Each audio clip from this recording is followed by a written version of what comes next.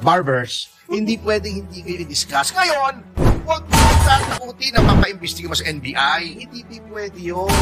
Ha? Tinatakot nyo, hindi po maganda ang epekto eh. Nananakot kayo ng bubuli kayo eh. Pangit po ang dating sa mga mamamayan. Babatay sa ating saligang batas.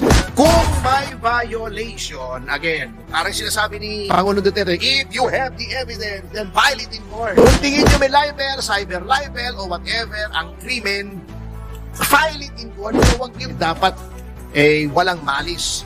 Alam nyo, sir, sa batas, kung ikaw ay public figure, you have to prove malice. Ikaw ay public figure na ang onus probandi ng existence of malice ay nasa sa inyo. At si Luistro na mali-mali yung kanyang legal opinion, that pertains to the discharge of her functions as a lawmaker. Pag niloloko namin si Dan Fernandez na mali-mali ang batas at mali-mali ang English, kasama po yun sa pag-discharge niya ng functions niya. At bago natin ituloy mga katropa, kung ikaw ay bago pa lang sa channel, huwag po nating kalimutan mag-subscribe at paki-click na rin ang bell icon mga katropa. Anyway, alam mo, nagtataka ako, nagagalit ngayon si Barber. Galit na galit. Hindi lang nag-press con, nag-privilege speech pa laban sa mga vloggers daw. Palagay ko nasasakta na sila sa mga batikos. Oo. Ngayon, mga troll, nagagalit sila na sila'y binabatikos, pinapaimbestigahan nila sa NBI. Alam niyo po, mga kagalang-galang na mga miyembro at chair ng Quadcom. At kung nagagalit po ang taong bayan, wala po may kasalanan yan, kundi kayo. Alam niyo kung bakit? Sapagkat kayo po ay kung ano-ano pinagagagawa nyo nang babastos kayo ng witness. Nambubuli kayo. Sinisipan nyo mga tao noon. Pinapahiya ninyo. Plus, inaabusin yung contempt powers nyo. Ang ginawa nyo kay Atty. Lopez, kay Atty. Roque. Di ba? Puro kabastusan kayo eh. Ngayon, kung nagkakaroon ng backlash ang taong bayan, ay sapagkat nakikita yung kabulastugang ginagawa nyo. Walang pwedeng sisinya kundi kayo. Ngayon, kung tinitira kayo sa social media, kasalanan nyo yan. Kamuting kahoy kayo eh. May ulang ito nyo Alam nyo, may PR yung mga yan kaibigan ko. Hindi ko nasasabihin yung pangalan niya kasi sinabi kong hindi ko ibubuking, Pero nakatrabaho ko itong PR lang ito, babae. Dating girlfriend ng isang politiko rin. Okay. Tumawag sa akin. Sabi niya, Tony, sino bang gumagawa nitong PR ninyo? Hindi, yung PR, yung mga sa social media lumalabas, laban sa Quadcom. Early on pa to Okay po. Nung katatapos nilang humarap nung kay Cassie Leong, nung pinipigil nila akong kausapin yung kliyente ko. Ito yung laguhan yan, di ba? Pipigilin mo yung abogado. Akala nila hindi napapansin yun Akala nila bida sila pag ginagawa nila. Akala nila nagpapalakpakan yung mga tao. Nabibwisit sa inyo. Sabi niya, sino bang gumagawa ng PR nyo? Bakit? Ang dami laban sa amin. Baka may troll farm yung mga pogo. Sabi ko, sige, alang-alang sa'yo, I will find out. Tawag ako, meron pa tayong mga ganyan. Sabi ko sa kanya, wala daw. Sabi niya, paano kami mag-troll farm yung pogo? Yung pinagsasabi nilang funded by pogo. Wala na ng pogo Kahit yung pogo ni Remulla sa Cavite, wala na, di ba? Naran na sa dyaryo Sinarhan na, as of November 30. Paano kami magpupondo? Wala ng pogo.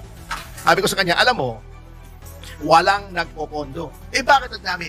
Sapagkat galit sa inyo ang tao. Kahit anong PR mo dyan, sabi ko sa kanya, kahit anong galing mo, magaling ang PR, mangangamote kayo sa hearts and minds of the people kasi mali yung ginagawa ninyo. Alam niyo yung promo, parang produkto yan, yung Quadcom parang produkto. Dapat maganda na antimano ang inyong produkto. Katanggap-tanggap na sa taong bayan. Kahit anong promote mo, kung yan ay hindi katanggap-tanggap sa bayan, hindi yan bibilhin. Kumbaga, they will not buy it. Hindi nila paniniwalaan. Example, ang produkto ko, ice cream, chocolate, masarap. Konting promotion lang yan, pwede na yan. Parang Robert, barbers, hindi pwedeng hindi kayo i-discuss. Ngayon, huwag mong tatakutin na papaimbestiga mo sa NBI. Hindi pwede yun. You're sending a chilling effect na hindi na babatay sa ating saligang batas. Kung may violation, again, parang sinasabi ni Pangulong Duterte, if you have the evidence, then file it in court. Kung tingin nyo may libel, cyber libel, o whatever, ang krimen, file it in court, pero wag yung tinatakot nyo, hindi po maganda ang epekto eh. Nananakot kayo, nang bubuli kayo eh. Pangit po ang dating sa mga mamamayan. Ayun, ganun pala eh. Kaya yung sinasabi nyong, nako, dapat walang malis. Alam nyo, sir, sa batas, kung ikaw ay public figure, you have to prove malis. Dapat ikaw ang mag-prove. Kung private person ang nilibel, malice is presumed. Ngayon, kung ikaw ay public figure, na ang onus probandi ng existence of malice ay nasa sa inyo at mahirap kung patunayan niya kung ikaw ay public figure. Yung sinasabi niya, na dapat daw ang criticism ay tungkol sa pag-discharge nila ng public function nila. Napakalawak po ng definition niya. Pag kinikriticize namin si Luistro na mali-mali yung kanyang legal opinion, that pertains to the discharge of her functions as a lawmaker. Pag niloloko namin si Dan Fernandez na mali-mali ang batas at mali-mali ang English, kasama po yun sa pag-discharge niya ng functions niya sa House of Representatives as a lawmaker. Kasi lahat ng sinasabi niya are off record. Nandun yung recorded yun sa journals ng House of Representatives. Pwede kang humingi ng transcript noon. Mababasa mo yung mga maling English niya noon. Nakakapagbasa na tayo sa Google. And at the same time, Gen Z na po ngayon. Kaya, I think, grow up. No? Kasama po yun. Napakalaki ng latitude ng batas for criticism of public officials. Kasi, pag sinisikil mo ang mga mamamayan na pumuna, dyan lalaganap ang mga abuso. Walang nagkokontrol.